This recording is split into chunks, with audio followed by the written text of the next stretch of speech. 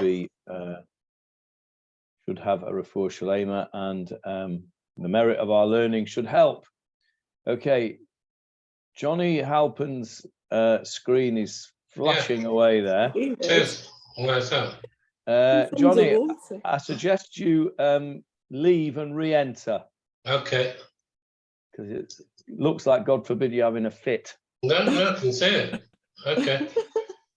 We'll wait for you. We'll wait for you. The reason I want to wait for Johnny is because I want to answer his question that he asked at the end of last week. Anybody remember what his question was? Okay. Remind us what we were talking about. Neither did I remember what the question was, but as you know, I go and listen to the last 10 minutes of the shir before I prepare, so I know where we were up to and what questions we were left with. It was something to do with 23 judges. Well, that is exactly what we are. Yeah, that's what we're talking about. I had a thought about that, but I'll wait for Johnny. Okay, let's just wait for Johnny to come back, and then we'll start. Nice to see Larry and Sharon back live, even if we can't see them, we can see their name. Oh, there they are. And now we can't hear you because you're on mute, but we can see you. Good to see you, and good to see your new glasses.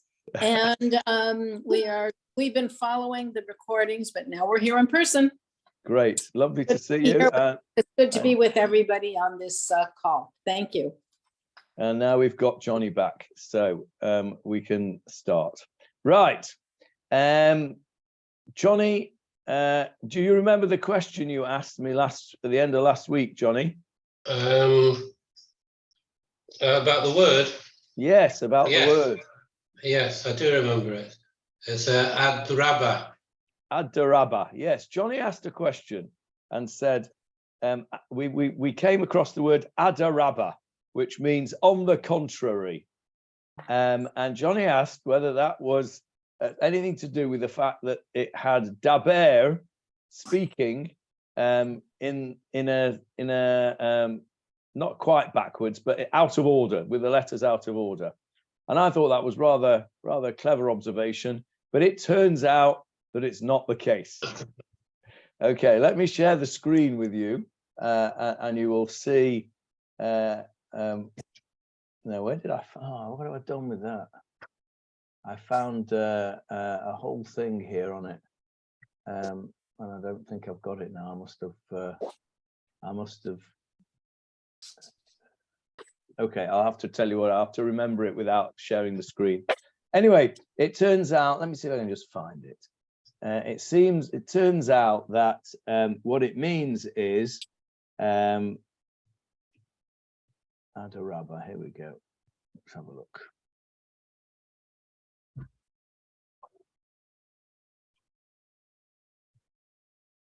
There we go. If you go into here we go. I'll just share the screen with you 1 second.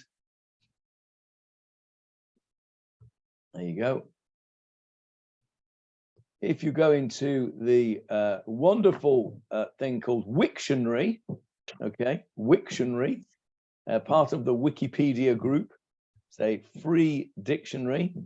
There is the word ad-rabba, okay, and its etymology is borrowed from the Jewish Babylonian Aramaic ad-rabba, ad up till de rabba, de meaning of, and rabba meaning a lot or great. So up until the great or the most. That's what its origin is, and it means on the contrary. So much as I would have loved it to have been to do with speaking in and out, in and out of order manner, it actually comes from ad-rabba, on the contrary. And I was looking up in the Yiddish. There's a Yiddish expression which I had never heard, ad-rabba v'ad-rabba, right? Which sounds like it should be on the contrary and on the contrary. But what it means is, it means something else, and I can't remember what it means now because I've forgotten, but it means something completely different. Something Rab Papa says. Sounds like something I'm a Rab Papa. Let's see if I can find it again. Yeah, here it is. This is where I found it. Yeah, here it is. I don't know if you can you see that on the screen now? Yes, yes. Yeah. So over here at the bottom, it says Adarabba, upon until the greater. And then at the bottom it says Yiddish, Adarabba va'adarabba, not at all, on the contrary, certainly, by all means. So Adarabba va'adarabba, that's Yiddish, apparently. So there you go. That's what Adarabba means.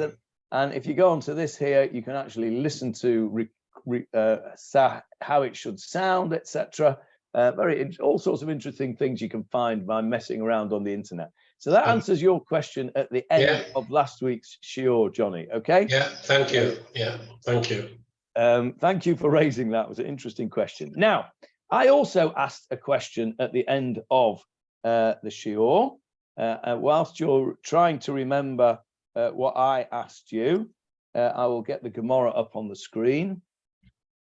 We're on page 80 of the Steinsaltz Gemara. We're on 15b in the Vilna Shas, and it's on 15b2 if you're in the Art Scroll.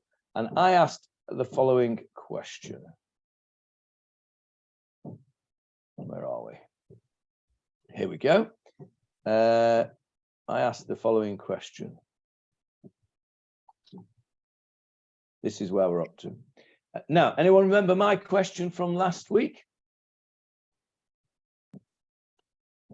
We were talking about an ox which had gored, and we came to the conclusion that an ox that had gored and was going to be put to death required 23 judges. That was the conclusion that we came to. Remember, we had a back and forth with Abaya and Rava. Not going to go back into that. You want to remind yourself, you can watch the recording. But we got to the situation where it was accepted that the halacha is that an ox which gored somebody to death was itself put to death by a court of 20, had to be tried by a court of 23 judges. And then the Gemara asked this question. Ibayelahu, a dilemma was raised before the sages, says Rav Steinsaltz. I was always told that meant, I'll ask you a question. Ibayelahu. And you can see, by the way, in the middle of that word, we've said this before, but I'll repeat it. There you go. What's that word there in the middle of the screen? Ba'aya. Ba'aya. Correct. A problem. So Ibayalahu is Gemara speak for I will raise you a problem. I will cause you a problem. In other words, I've got a question. Shor Sinai Bakama.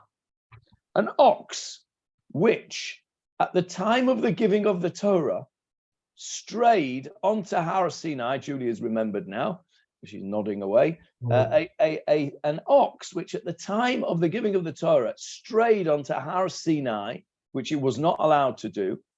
And with the Torah tells us that we have to put they have to die. How many judges did it take at the time of Matan Torah to put this ox to death? And if you remember at the end of last week's shiur, we had a machloket between David and I on the interpretation of the word several and where this came from in the Torah. And so I'm going to take you right away to the pasuk to which this refers, which is the one that David mentioned at the end of last week's shiur, and it's in Parashat Yitro, which we will come to in a few weeks. Let me share it with you now. Okay, and this is the giving of the Torah, verse 11 there in chapter 19.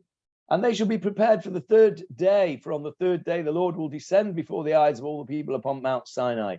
And you shall set boundaries for the people around, saying, beware of ascending the mountain or touching its edge. Whoever shall touch the mountain shall surely be put to death. No hand shall touch it, for he shall be stoned or cast down, whether man or beast. He shall not live. When the ram's horn sounds a long drawn out blast, then they may ascend the mountain. So here, man or beast touches the mountain, they get put to death. That's the pasuk. And the question that the Gemarah asks is, how many judges would that have required at that time? And I asked the question. What was my question? Can anybody remember what my question was?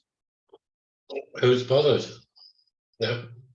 Yes. Yeah. That was my question. Who cares? Yeah. It's never going to happen again. It's never going to happen again. We're never going to have another giving of the Torah. We're never going to be around Mount Sinai again. We're never going to have that halacha that an ox cannot go onto Mount Sinai. So who cares how many judges would or would not have been required to put it to death? Okay, so what is the answer to my question? Before we actually go and look at the answer that the Gemarah gives, what's the answer to my question? Why does it matter what went on then in a one-off situation that can never be repeated?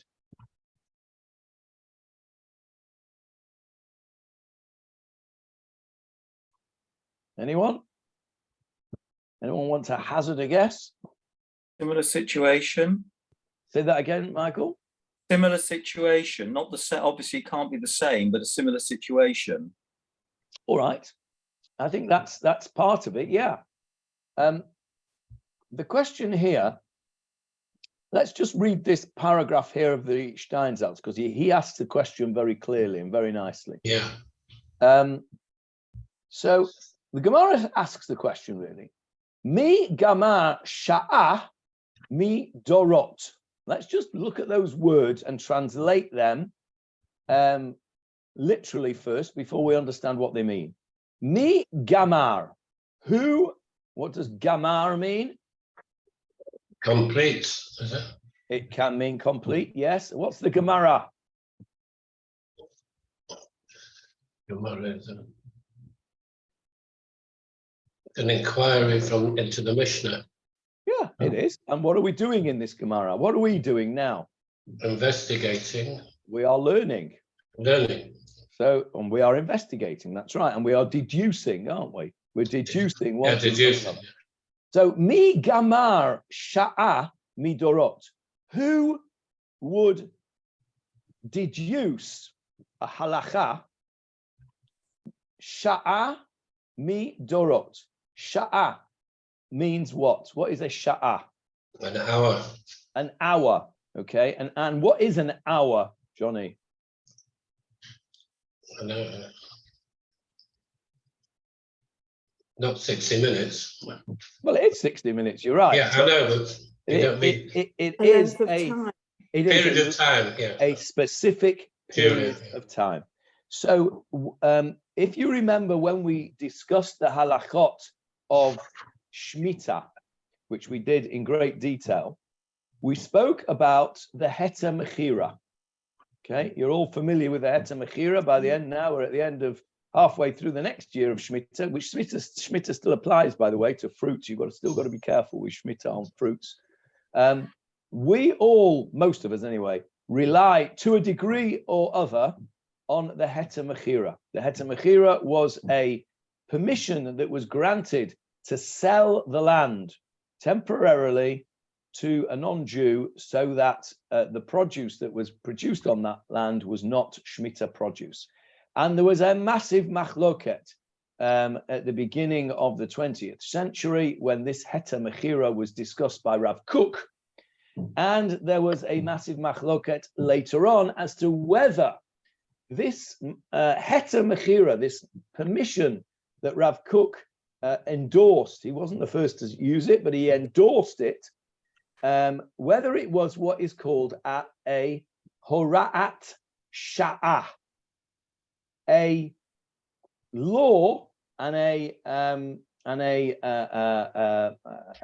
ruling, sha'ah, of the hour, a ruling of the hour. In other words, a temporary ruling for that particular time, a sha'ah, that particular doesn't necessarily mean that 60 minutes.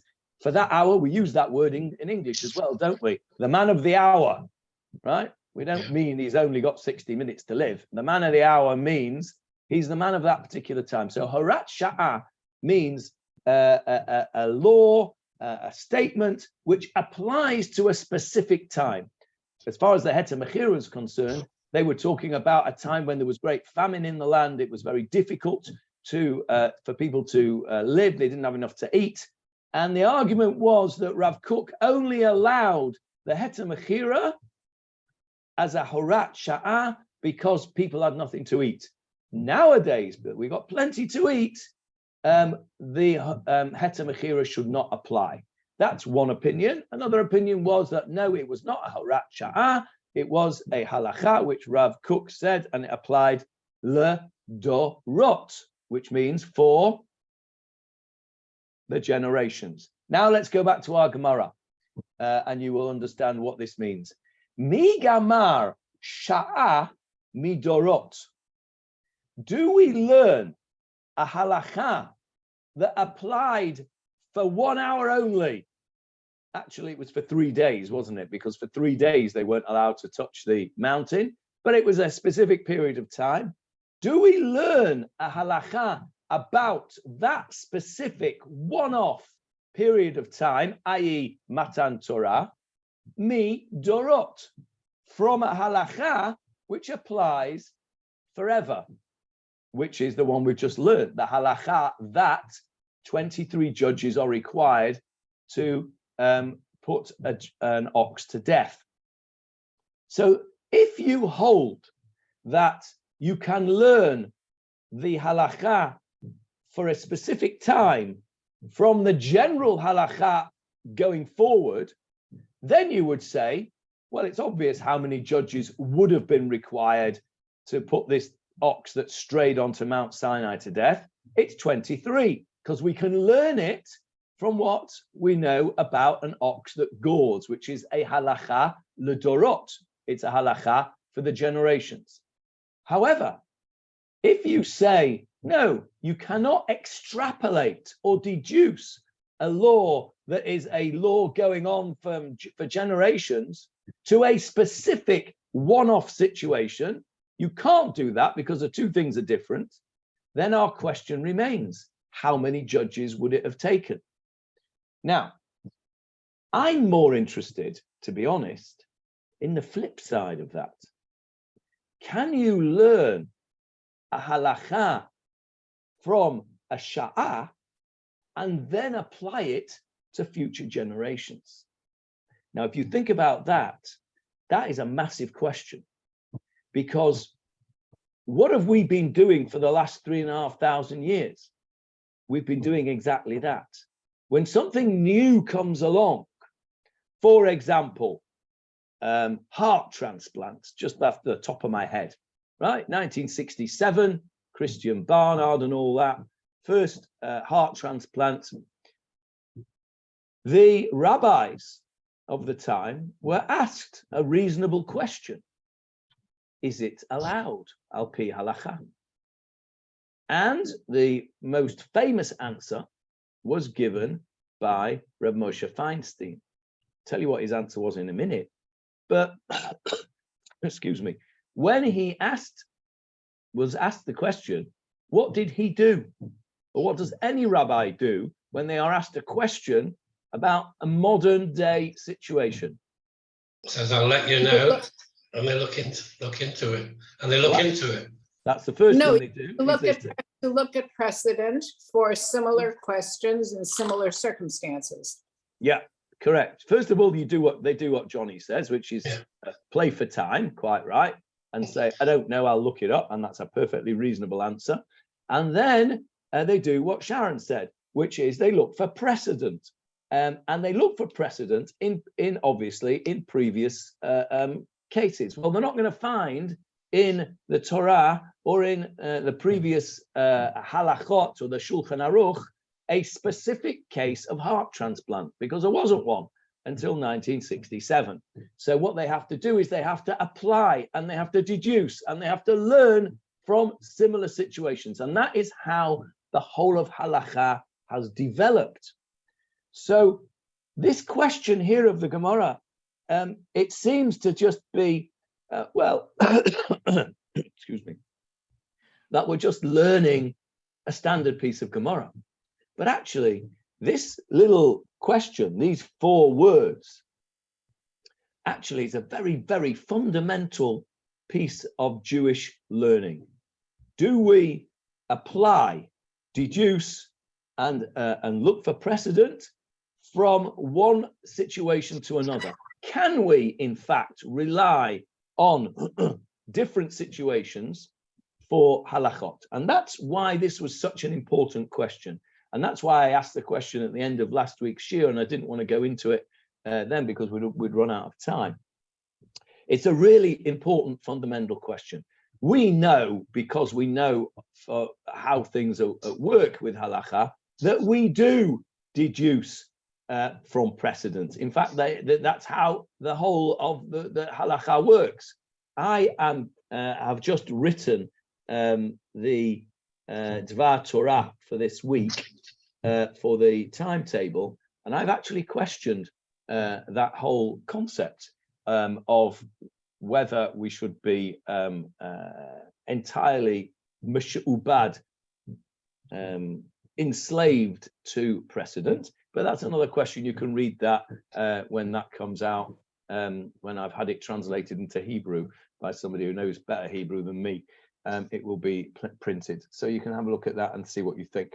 But this Gemara here is speaking about precedent, and it's a really important concept. Okay, let's see what the Gemara's got to say. Johnny, what did Rabbi Feinstein say about the heart? Oh, okay. I'll answer that question. You're starting to fit again here, Johnny. Yeah. Maybe just switch your camera off. Maybe that will help. Okay, so you can still hear us, Johnny? Yes. Okay. So Rabbi Feinstein said when he was asked the question in 1967, well, anyway, does anybody know what he said? Anybody want to guess what he said? Well, he must have said that it was okay. Must do. Pikuach nefesh, he must have learned it from somewhere. Well, you're right that he learned it from Pikuach Nefesh, and Julia, you're wrong that he said it was okay. He actually said it was a double murder. You were murdering the donor and you were murdering the recipient. Now, the reason for that was that the heart was still beating when it was taken out of the donor. And at that time, there was no such thing either in Jewish law or indeed in secular law as brain death. The brain death came in. Anybody know when brain death came in and how? The concept of brain death came in 1968. And you know where it was established? The criteria for brain death were established. And they are still known by the name Harvard University. They are known as the Harvard criteria. And in 1968, the greatest brains in the world, which were in Harvard University being one of the top universities in the world, the greatest medical and ethical brains in the world got together and realized that because Christian Barnard had been at least partially successful in 1967, and that the chances were that this technique would become more and more successful and more used, it was very urgent that the ethics of heart transplant was discussed, and they came up with this concept of brain death. And it was almost as if, we're completely digressing from the Gemarah here, but nevertheless, it's interesting.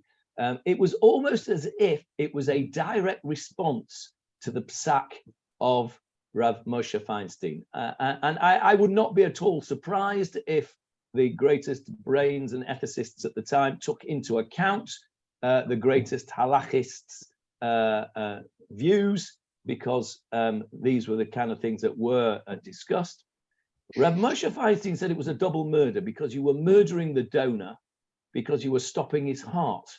You were taking his heart out of him, and therefore you were killing him, because when his heart was in him, it was still beating, and therefore he was alive. You take his heart out, you've killed him. And that was murder, said Reb Moshe Feinstein. The doctors and ethicists realized that heart transplants were going to be needed and were going to be used, and they therefore had to come up with a mechanism whereby taking the heart out of somebody was not considered to be killing them. Well, you can't kill a dead person because he's already dead. So if you change the criteria for death, then what you have done is not murder, you have taken the heart out of a corpse. It's rather clever, really, when you think about it. It's obvious to us today, in 1968, a long time ago. In 1968, it was by no means obvious, because everybody knew that you were alive until your heart stopped beating when you were dead. That's why you check somebody's pulse and listen to his heart and feel for the carotid artery, etc., when you are checking somebody to see if they're still alive. So 1968, they said, I'll come to you in a sec, Julia. 1968, Harvard criteria came up with a criteria for brain death.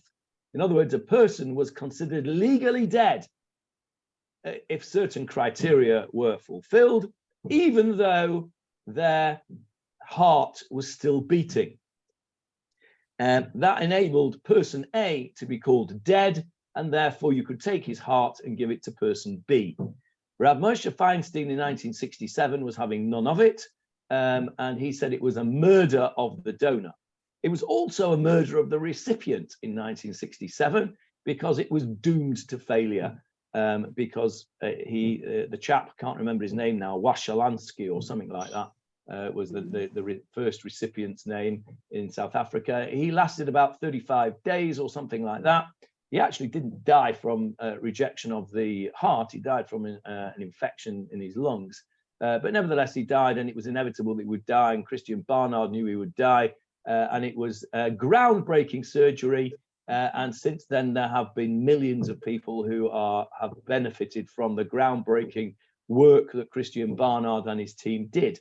But at the time, it was doomed to failure. And Mr. Washansky, if I've got his name right, died probably earlier than he would have done had he been left with his own failing heart, which would have failed, and he would have died in a few weeks, a few months, who knows.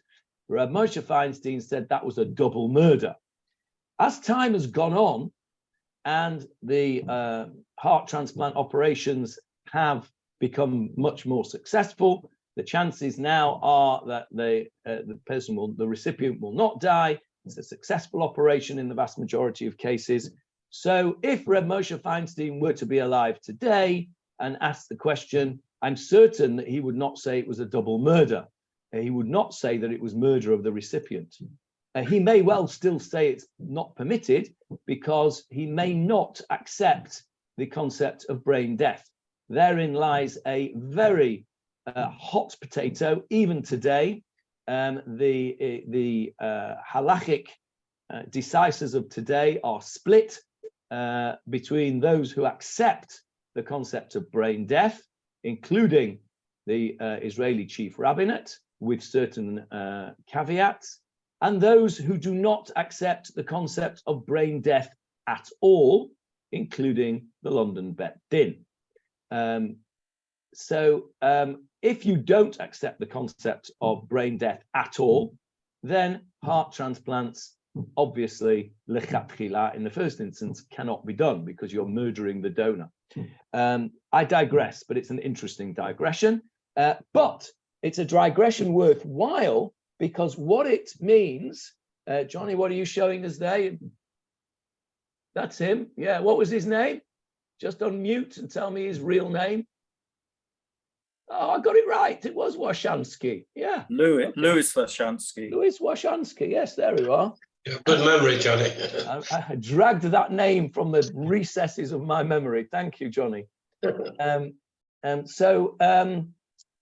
was I? Yes. So the concept, although it was a digression from our Gemarah, it was a worthwhile digression because the concept of these halachot were all derived from previous cases, not cases of heart transplant because there wasn't one, but other different cases. And the argument today as to whether brain death constitutes death or not is still being argued, and they're bringing cases from the Gemarah of what happens if there's a chicken running around with its head cut off, because if you cut the head off of a chicken, right, it still runs around for a bit, doesn't it? It has reflex reactions and all sorts of things, and it runs around. I don't know, I've never seen it, the experiment done, I don't fancy it, but I'm told that if you chop the head off a chicken, it will run around, running around for a bit. I'm tempted to do it to my lot because they've stopped laying eggs, my chickens. They're ready for the soup, I think. But anyway, that's another story. So the concept of deriving halacha either from a sha'ah midorot or midorot l'sha'ah is a very important concept, and our Gemarah touches on it here. So that was the question that I asked at the end of last week, and I think it was a question that really needed to be thought about because it's so fundamental to halacha. It's how halacha works. The problem, of course, is that modernity is not a straight line. Modernity is a exponential curve, right? Think about the technological progress in the last 10 years versus the previous 50 years, the last 50 years versus the previous 200 years, the last 200 years since the Industrial Revolution from the previous 1,000 years, and you'll see what I mean, that the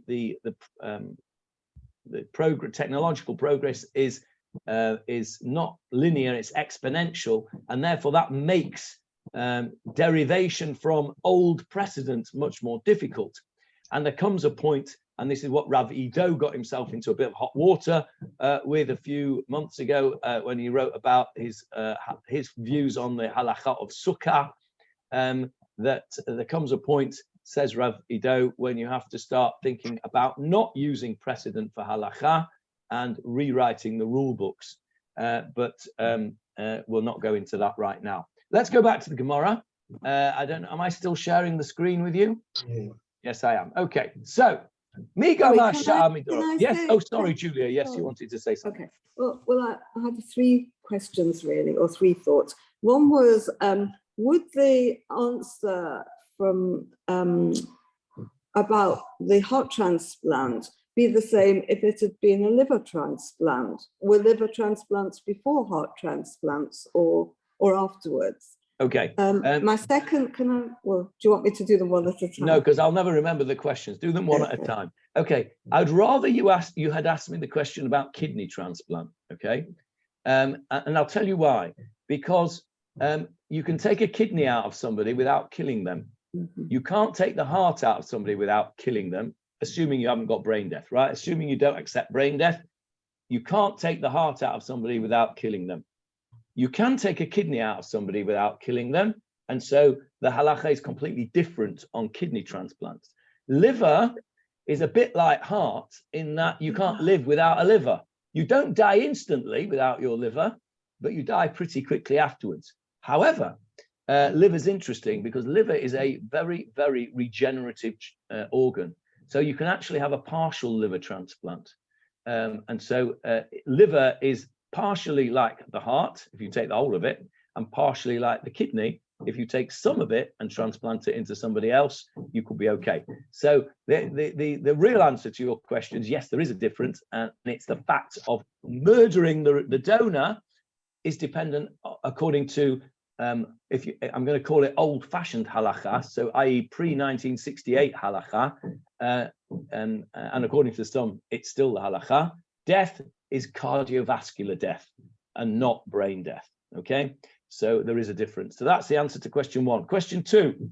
Okay, it's not a question, but I was just going to point out that the English legal system, the concept of precedent, precedent is easily distinguished, which when you're talking about circumstances that apply for an hour, if you don't like the precedent that applied for the hour, you can say, well, the facts are not quite the same and we follow a different line of thinking.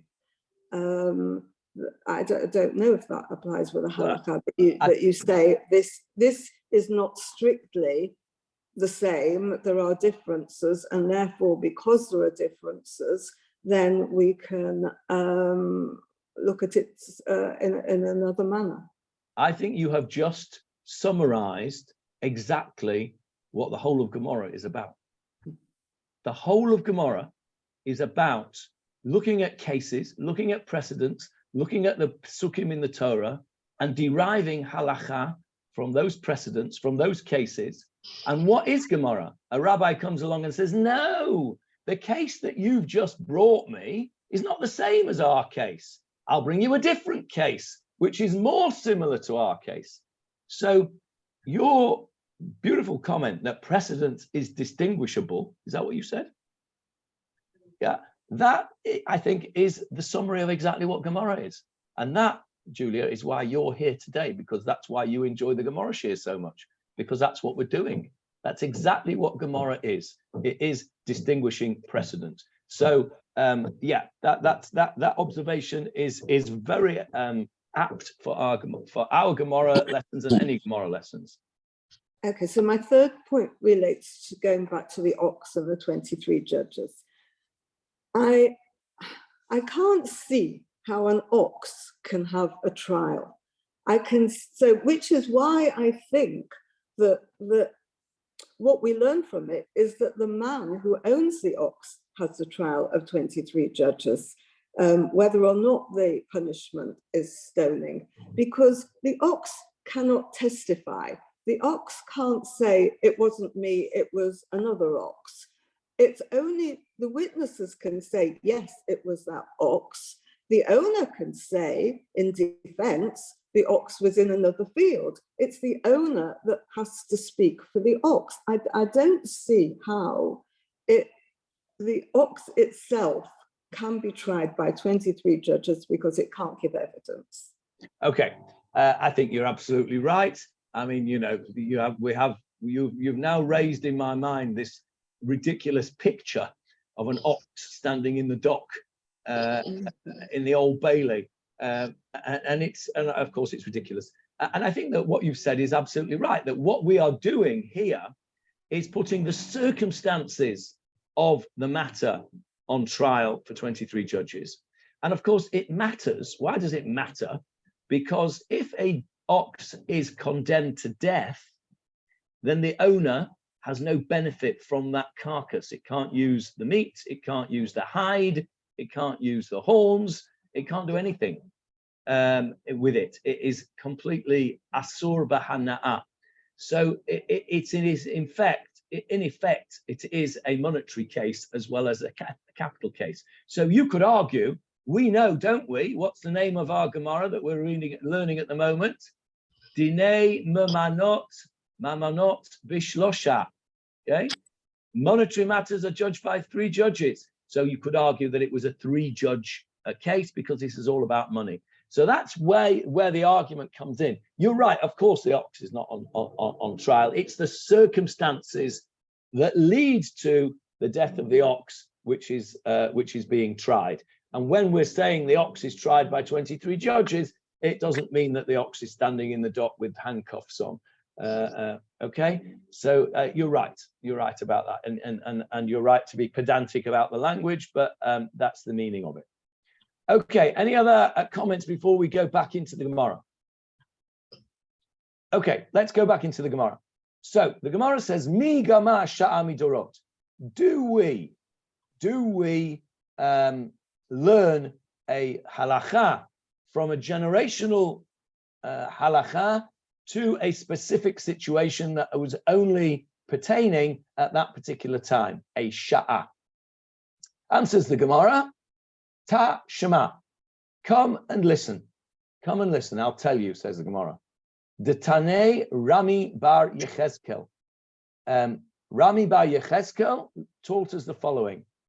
He quotes the pasuk, Im behima im ish lo yichya.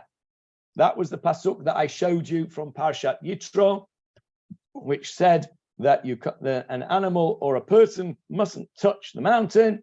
And it said, Im behema im ish, whether it's an animal or a man, lo yichya, it will not live.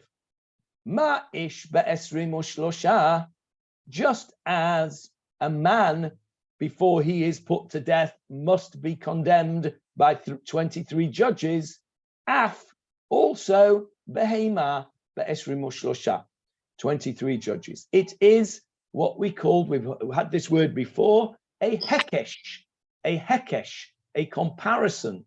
The Gemara compares the punishment, or not the punishment, the trial, the method of trial for a man who has a capital punishment to that of an animal. So what can we learn from that?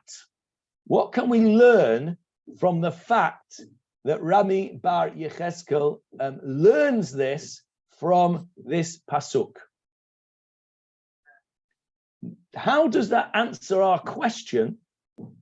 Can we learn a precedent from a generational law to a limited time law or not? How does Rami bar Yechezkel's answer, which is that there is a pasuk that teaches us this halacha, what does that tell us? What's the answer to the question? I would have thought that it said, excuse me, I would have thought it says that if the animal was tried by 23 judges, because there was no man involved in the case of the ox on the mountain, it was only an animal. No, but then let's go back to the pasuk. Let's go the back other to way around. I know what the pasuk said. Let's go back to the pasuk. I know the pasuk, but the animal was the one that was transgressing. There was no man involved in that particular case. What Rami bar Yechezkel is saying is that because of this hekesh, because of this comparison over here, whether man or beast, he shall not live. What Rami bar Yechezkel is saying is that this verse is lumping them together. Doesn't make any difference whether it's a man or a beast. The halacha is the same. He shall not live. So he says, if the halacha is the same, then the method of arriving at the halacha is the same, and therefore, if a man touches it, you need 23 judges to condemn him. Therefore, if you need a beast touches it, you need 23 judges to condemn him. So it's either or in there. And Rami bar Yechezkel says, we've got a pasuk that teaches us that. So what does that say about Rami bar Yechezkel's opinion as to whether we can learn halacha from one situation to another? Does he think you can or you can't? Julia, you're nodding. Well, I think he's saying that you can. He's not saying that it's limited. Okay, so you think he's saying that you can learn the halacha from one to another in the fact that they are, one is a sha'ah and one is dorot, doesn't make a difference. Okay, I can see why you say that. Does anybody say anything different? Anybody think that Rami bar Yechezkel is saying that you cannot learn a halacha from a generational law to a specific law? Me. Why do I say that? Okay, the real answer to that question is because I've read it in the art scroll, because I also thought like you, Julia. Let me tell you what the art scroll says, and I think the art scroll is right. I think the Art Scroll is interpreting the Gemarah correctly. The Art Scroll says like this.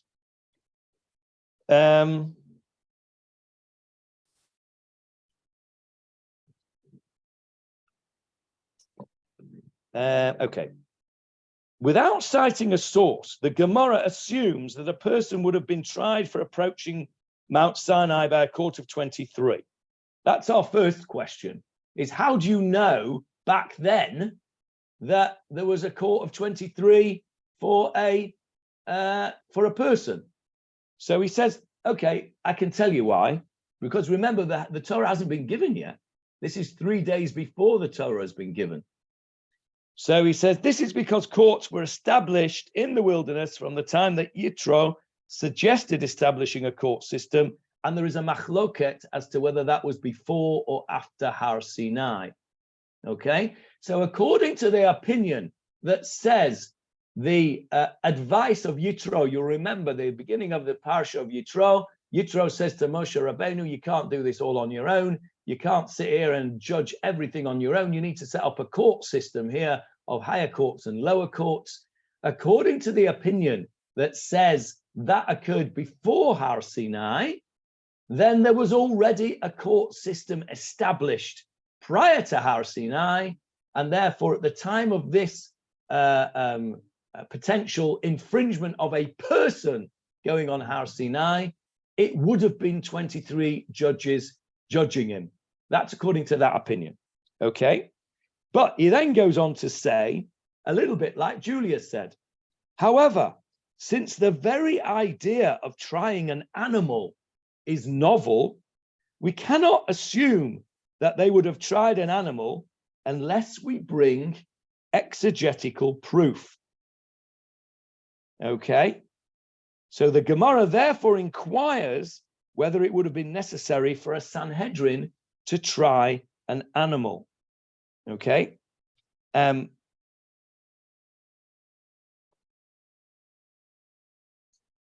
Aruch Laner notes that the Torah's hekesh, the Torah's comparison between man and beast, indicates that details of a temporary law cannot be derived from a law that applies for generations. Exactly the opposite of what Julia said and what I thought. Why? Because otherwise we wouldn't need the hekesh. We would have derived it one from the other. The mere fact that Rami Bar Yecheskel says we learn it from this comparison where the pasuk says im behema im ish. If we could have learned it from one generational law to a specific time-limited law, we wouldn't have needed the hekesh. The hekesh would have been superfluous. The Torah is not superfluous. The fact that the Torah needed to say im behema im ish lo yichyeh is a proof that we cannot learn that halacha any other way except from the hekesh. And therefore we cannot, says the Aruch Laner, we cannot say that we learn a halacha from the future generational laws to that specific time. Otherwise, there would be no need for the hekesh. We would derive that a beast is judged by 23 from a murderous ox, which is judged by 23. Okay? Now, that is the Art Scroll's first explanation of Rami Bar Yecheskel. He says here, Toshma, come and listen. I'll tell you whether or not you can learn one precedent law from another. And according to what I've just said to you, what Rami Bar Yecheskel is saying is, no, you cannot. However, Julia, you will be happy to know that Tosfot learns Rami Bar Yecheskel in a different way, and Tosfot's conclusion is that Rami Bar Yecheskel is actually supporting the idea of generational to non-generational law precedent. And so even when the Gemarah is trying to derive very basic laws, because Rami Bar Yecheskel's words were not quoted fully or particularly explicitly, it's left wiggle room for interpretation one way or another. And of course, that is the beauty. That is the beauty of the Gemarah that we've been learning. So, is it not a kal v'chomer? My throat's going. Is it not a kal v'chomer if a man's judged by 23? Then kal v'chomer an ox would be. no, it would be a kal v'chomer if it was the other way around. Or the other way around. Oh. It would be a kal v'chomer if you said an ox that murdered somebody needs 23 judges. Well, certainly a man who killed somebody would certainly need a 23. That's what I meant to say, because it says in Behema before im ish. Right, but we only learn. The problem is we only learn the Behema from the ish in the first place. Okay, we only say that because it isn't a kal v'chomer, we need a hekish. A hekish is a much weaker exegetical principle than a kal v'chomer. A kal v'chomer, the two most powerful exegetical principles are the first two of Rabbi Yishmael's. How many does Rabbi Yishmael have? Rabbi Yishmael.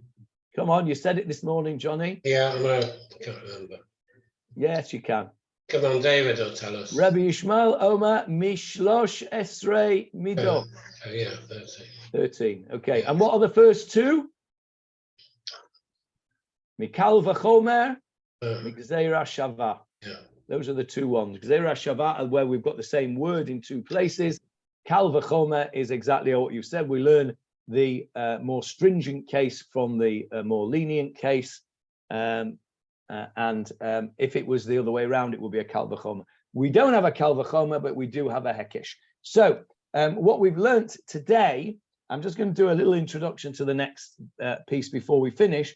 But what we've learnt today is something really interesting, and that is that the whole substance of the development of halacha really depends on the answer to this question. Actually, it's the answer to the mirror image of this question, actually. The mirror image being, can we learn precedents from previous cases which don't necessarily apply for all generations to generational things in the future? Rami Bar Yecheskel gives us a clue, and depending on how you interpret Rami Bar Yecheskel, you can or you can't. Clearly, we do the mirror image. Anyway, we do learn halachot from precedent. Otherwise, we wouldn't have a Gemarah and we wouldn't have a Shulchan Aruch. Everybody would just do whatever they wanted on the basis that there is no precedent and we can't learn anything from anything. But the question of Horat Sha'ah applying in generations is still hotly debated. As we've said, particularly, for example, with the Heter Mechira that we spoke about before. Is it interesting that that the verse states animal or man, whereas Rami Bar Yecheskel talks about the person first and then an animal? That's really what Johnny said before, in a way, because you can't learn the man from the animal because we only know the halacha of the animal from the man. That's the point of this hekish. We know the halacha for a man. It's 23. We've got that from other places. We learned that for the last few weeks. How do we arrive at 23 for a man? We've learned that already. How do we arrive at the halacha of 23 for an animal? Only from the halacha of a man. Okay, so that's why Rabbi Bar Yecheskel has to say it that way around. The question is, your question is a good question, is why the Torah did not say im ish im behema. That would have been neater, if you like. It would have been a neater hekish, but it's still a hekish according to Rami Bar Yecheskel. Yes, Sharon. Just, as we're looking at this, I think it's important to pull the camera way back in the context that these rabbis, particularly the ones who are remaining in the land of Israel, in all of the archaeological sites that we see around the country, we're dealing with quite a new situation.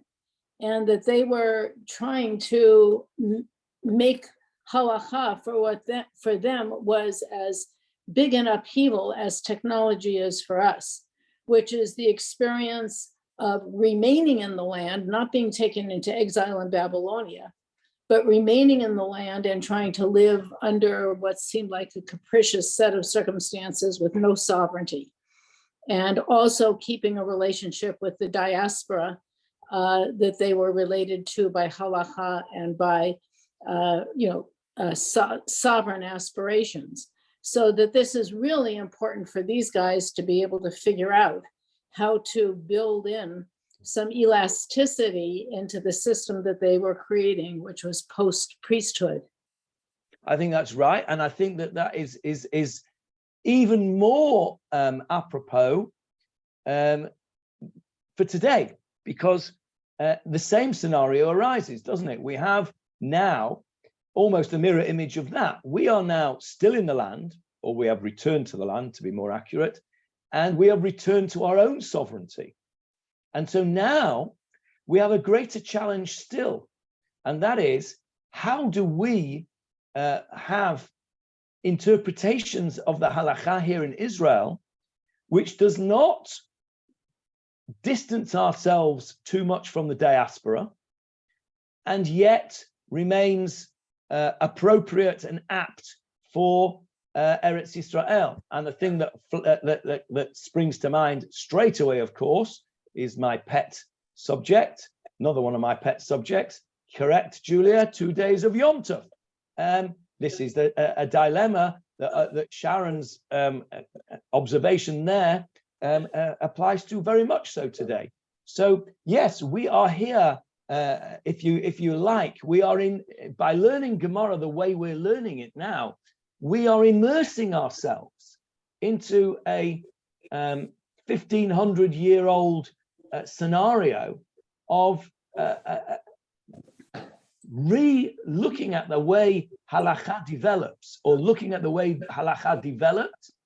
And what we ought to be doing is learning from precedents there on how we can do it successfully, because of course the Gemarah did do it successfully. We now have a whole different set of circumstances, and this, of course, is what Ravi Doe was getting at when he spoke about his sukkah suggestion, which upset so many people, because what he was saying was rather radical in terms of the last 1,500 years, but he was addressing a problem which Sharon has just articulated, which is that there are different circumstances in different tkufot, in different eras, which need to be addressed. And sometimes the unthinkable or unsayable needs to be thought and said, and then it's out there for debate, because until it's said or thought of, it's not even out there for debate. Amen. And so I think that these are very interesting and really challenging times. And the idea that what we're doing, and this is the way why I enjoy what we're doing so much, is that we're not just learning Gemarah. I've done all that for 50, no, not quite 50 years. I was 10 when I started doing Gemarah. What is it? Yeah, more than 50 years, 53 years. But I didn't really understand what I was doing. I didn't really understand the significance of it. And the significance here is not just in what we're learning, although of course that's important and it's interesting and it's enjoyable, but the facts of when we come up against something like this, we come to a concept which is so relevant to Jewish life today, to our Jewish life today, to the Jewish life of the diaspora versus Eretz Yisrael. These are fundamental problems which we can have light thrown upon them by the way and what we learn in the Gemarah. So thank you for that, Sharon, that observation. I think that's a very, very important observation.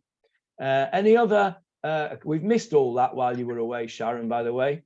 So we're glad to have you back, very much so. Any other comments? I just want to, before I ask you any other comments, let's just have a quick look at what we'll do next week. The Mishnah tells us that, let's just go back to the Mishnah. I'll put it on the screen. It's on page 9 if you want to go and have a look.